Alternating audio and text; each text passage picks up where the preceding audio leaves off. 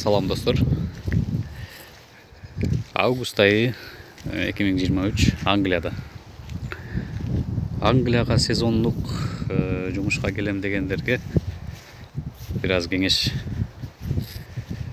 Азыркы учурда келем деп аткандар болсо, шашпай сураштырып караштырып көрүш керек. Неге дегенде, мисалы, бул кулпунай теплицалар, бир эле кулпунай жөнүндө мисал келтирип кетейин. Бул кулпунайды жалаң эле терилбейт. Бир эле кулпунай үчүн 3-4 группа болот. Тергендер башка.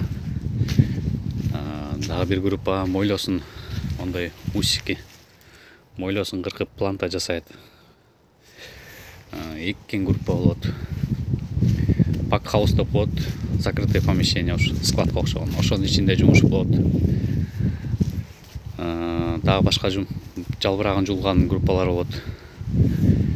Ошентип бир эле кулпунайдын өзүндө 3-4 группа болот. Азыр август айы мойлосун кыркмай, мойлосун кырккан, көчөт отургузган, плант отургузган, булардын жумушу уже бүттү.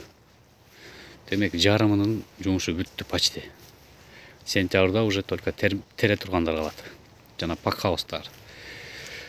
Ошондо 100 адамдан 50 адамга ылайык гана жумуш кылат да. Сентябрда, кулпунайда. И малинада деле ошондой. Ошол себептен азыр келем деп аткандарга, эгер контракт келип калган болсо келе берсе болот. Себеби сентябрдан уже алма сезон башталат. Сентябрь, октябрь, 2 ай, 3 ай алма сезон болот. Бул жакта Англияда бирок 4 сезона деп коет. Негизи кышында деле жумуш болот, бирок кышында жумуш азыраак болот. Жумуш аз болгонго байланыштуу саатыңар азыраак болот. Ошон үчүн азыркы учурда аракет кылып регистрация болуп анкета толтуруп аткандар болсо, шашпай жазды күткүлө.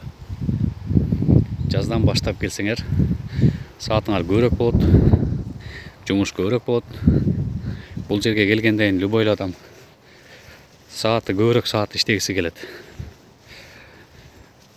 Капустандыкы болсо, кышка чейин болот деп атышат. Биз капустаны көрбөдүк, бирок сааты көбүрөөк эле болот экен. Негизи бул жакта кулпунайга келгендер, малинага келгендер көп, алмага келгендер. Ошон үчүн бир совет: кулпунайга келе тургандар шашпай жазды күткүлө.